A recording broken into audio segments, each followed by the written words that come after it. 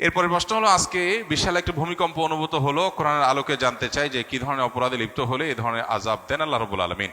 প্রথম কথা হলো যে ভূমিকম্প বা কোনো ডিজাস্টার হলে, কোনো দুর্যোগ, প্রাকৃতিক কোনো দুর্যোগ হলেই যে সেটা আল্লাহর আযাব হিসাবেই সবসময় আমাকে ট্রিট করতে হবে, ধরতে হবে, এটা জরুরি বা আবশ্যক না। আমাদের বেশিরভাগ মানুষেরই চিন্তাধারা হলো যে কোনো অসুবিধা আসলেই সেটাকে আল্লাহর আযাব হিসাবে আমরা চূড়ান্তভাবে নিরূপণ করি। কোনটা আল্লাহর আযাব, কোনটা আল্লাহর আযাব না, এটা নবী রাসূলরা থাকলে তারা নিরূপণ করতে পারেন। যে কোনো বিপদ আপদ, যে কোনো মুসিবত আল্লাহর পক্ষ থেকে পরীক্ষা হতে পারে, আবার আযাব হতেও পারে। এখন কোনটা আযাব, কোনটা আল্লাহর পক্ষ থেকে পরীক্ষা, কোনটা আল্লাহ কি জন্য করেছেন সেটা তো আমি জানি না। আমি কিভাবে নিরূপণ করব?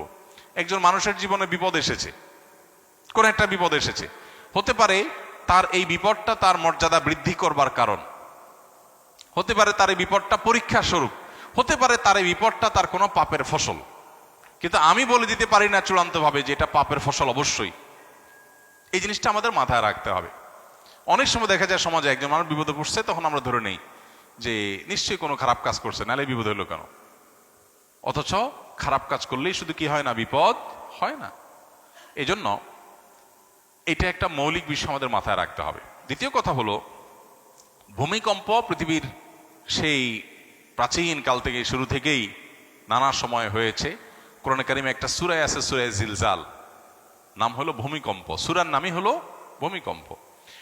সৃষ্টি জগৎ যে ধ্বংস হয়ে যাবে মহাপ্রলয়ের মাধ্যমে, যেটাকে কোরআনে বিভিন্ন জায়গায় আস-সাআহ বলা হয়েছে, সেই মহাপ্রলয় বা বিশেষ মুহূর্ত যেটা সৃষ্টি জগতের ধ্বংসের মুহূর্ত, সেই মুহূর্ত শুরু হবে যে সমস্ত বিষয় দিয়ে, এর মধ্যে একটা হলো ভূমিকম্প। কিয়ামতের বড় যে 10টি আলামত আছে, এর মধ্যে একটা আইটেম হলো ভূমিধস। একটা পূর্বে একটা পশ্চিমে মহা বড় ধরনের ভূমিধস হবে। আবু হুরায়রা রাদিয়াল্লাহু তাআলা একটা রেওয়ায়েত আছে, যে রেওয়ায়েত থেকে বোঝা যায় কিয়ামতের আগে এমন ভূমিকম্প হবে যে পৃথিবীতে মানুষের থাকার মাথা গোজাবার কোনো জায়গা, কোনো ঘর খুঁজে পাবে না মানুষ, সব পড়ে শেষ হবে, অর্থাৎ সিস্টেম ভেঙে পড়বে। তো ভূমিকম্পের বিভিন্ন রূপ আছে, তবে কিয়ামতের কাছাকাছি সময়ে হাদিসে আসছে ওয়াতাকসুরুজ জিলজাল, ভূমিকম্পের পরিমাণ কিয়ামতের কাছাকাছি আসলে পরিমাণে বাড়বে, মাত্রা বাড়বে। এর বৈজ্ঞানিক বিভিন্ন ব্যাখ্যা আছে, কেন হয়, কি জন্য হয়। এই ব্যাখ্যারও গোড়ার ব্যাখ্যা বা এই ব্যাখ্যারও পেছনের কথা হলো যে আল্লাহ রাব্বুল আলামিনের ফায়সালা এটি হবে। যেমন এই যে অনেক বেশি ভূমিকম্পের পরিমাণ বেড়ে যাবে, এটা রাসূল সাল্লাল্লাহু আলাইহি ওয়াসাল্লাম বলেছেন ১৫০০ বছর আগে। তখন তো পৃথিবীতে এত ভূমিকম্প ছিল না। এখন আস্তে আস্তে দিন দিন যে বাড়ছে, ওনার কথা তো খাটছেই। এখন হয়তো অনেক বৈজ্ঞানিক গবেষণা, বৈজ্ঞানিক অনেক সূত্র আমরা আবিষ্কার করতেছি, হ্যাঁ, প্লেটের পরিবর্তনের কারণে, এটা সেটার কারণে আমরা বলতে পারছি যে ভূমিকম্প হচ্ছে। কিন্তু নবী সাল্লাল্লাহু আলাইহি ওয়াসাল্লাম যখন বলেছেন, তার কাছ থেকে কোনো বৈজ্ঞানিক গবেষণার কোনো ফলাফল ছিল না, কিন্তু সেটা খাটছে অক্ষরে অক্ষরে। তাহলে বোঝা গেল যে বৈজ্ঞানিক ব্যাখ্যা, গবেষণা থাকতে পারে, সেগুলো সত্য হোক, কোনো অসুবিধা নেই, সত্য হতে পারে, সত্য। এরপরও এর চেয়ে মহাসত্য হলো এটা আল্লাহর ফয়সালা, এটা আল্লাহর ফয়সালা, এবং সেজন্য হচ্ছে। বৈজ্ঞানিক যোগ বিয়োগ ব্যর্থ হয়ে যেতে পারে, ভুল প্রমাণ হয়ে যেতে পারে, আল্লাহর ফয়সালা ভুল হওয়ার কোনো সুযোগ নাই। এজন্যই তো দেখা যায় এই যে কোভিড-19 সময় আমরা দেখেছি অনেকে পরিপূর্ণ নিরাপদ জায়গায় ছিলেন, আবার কোভিডে আক্রান্ত হয়ে গেছে। আরেকজন সারাক্ষণ কোভিডের রোগীর কাছে ছিলেন, তার কিছুই হয় নাই। তাহলে বৈজ্ঞানিক যুক্তিতে একজন লোক সেফ ছিল, সে তো ভালো থাকার কথা, কিন্তু ভালো থাকে নাই, তাই না?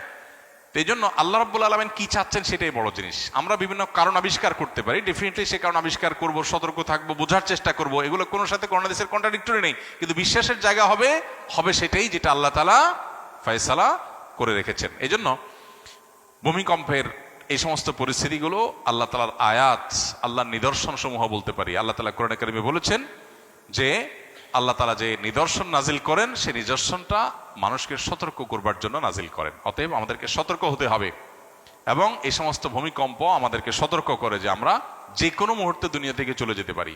বিধায় আমাকে প্রস্তুত থাকতে হবে সব সময়, তওবা, ইস্তেগফার, আল্লাহর দিকে রুজু হওয়ার জন্য কোনো অপেক্ষা নয়। এখনই এই মুহূর্তে আমার তওবা করে ফেলতে হবে, হতে পারে এর পরের মুহূর্তে আমি আর সুযোগ পাবো না। দুনিয়াটা যে খুবই ক্ষণস্থায়ী, এটাকে আমরা যতটা পার্মানেন্ট মনে করি, যেভাবে এটার জন্য আমাদের প্রিপারেশন থাকে, তাতে মনে হচ্ছে অনন্তকাল থাকবো, সেটা যে ভুল। এটা আল্লাহ তাআলা এই সমস্ত ঘটনার মধ্য দিয়ে আমাদেরকে বারবার করে বার্তা দেন, স্মরণ করান। নবী রাসূলরা এসে যে কাজটি করাতেন, স্মরণ করাতেন সেটি। অতএব আল্লাহ তাআলা আমাদেরকে এগুলো থেকে শিক্ষা গ্রহণ করবার তৌফিক দান করুন।